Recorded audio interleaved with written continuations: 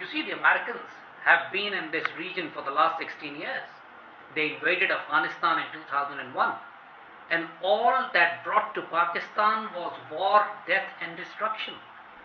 Pakistan have lost over 100,000 of its citizens, armed forces officers, and men because of the US presence in Afghanistan. We have suffered over $100 billion in losses.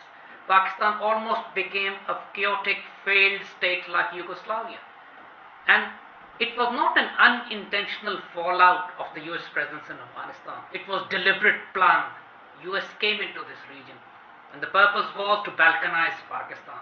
The purpose was to dismember Pakistan so that Pakistan may not be able to emerge as a strategic partner for China and Russia in the 21st century. Pakistan to be denuclearized. That was one of the objectives of the Americans as well.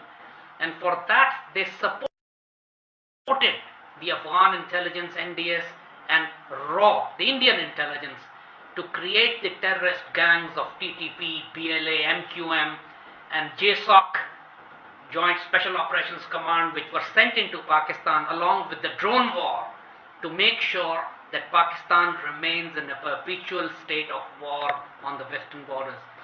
Whenever Pakistan tried to have peace deal with the militants in the tribal areas, the Americans used their drones to assassinate that Taliban commander so that no peace deal could take place.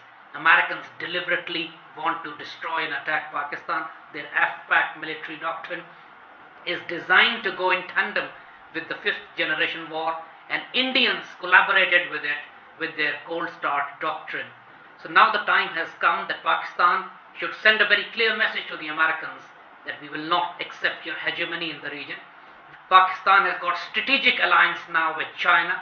The CPAC is going to be built, and despite all the American pressure, Pakistan will resist the Indian presence in Afghanistan. Pakistan will resist the US hegemony, and Pakistan will resist the US attempts to dismember Pakistan, to humiliate Pakistan, and to attack Pakistan using all the means at its disposal, including the drones. Americans should now realize that Afghanistan belongs to the Asian nations. Americans are extra-regional forces. Pakistan have strategic alliances with China and Russia, and whatever happens in Afghanistan will be decided by Pakistan. We will decide. It is in our interest, it is in the interest of Asia that Afghanistan should become peaceful, and it cannot become peaceful as long as extra-regional forces and Indians are present in Afghanistan. That is something we Asian nations will decide, who to stay in Afghanistan, and we have decided that Indians and Americans will be ejected by any means possible. You see, Americans still think they are living in Musharraf and the Kiani era, but the fact is that this army is led by Rahil and men like General Rizwan and the present leadership of the Pakistan army, which is not what Americans are used to dealing with. This army is battle hardened, it has seen wars, it has taken casualties, it has given sacrifices, and this army is now serious to build CPAC, to build strategic alliances with China. And if to achieve this objective, Pakistan will have to go into a confrontation with the US, then so be it. As they say, the rules of a gunfight is that when you enter into a gunfight, you bring all your guns and you bring all your friends who have guns. So now Pakistan is not alone. We have our own guns, and we have our friends in the neighborhood who've got very powerful guns, and Americans should be very careful about it.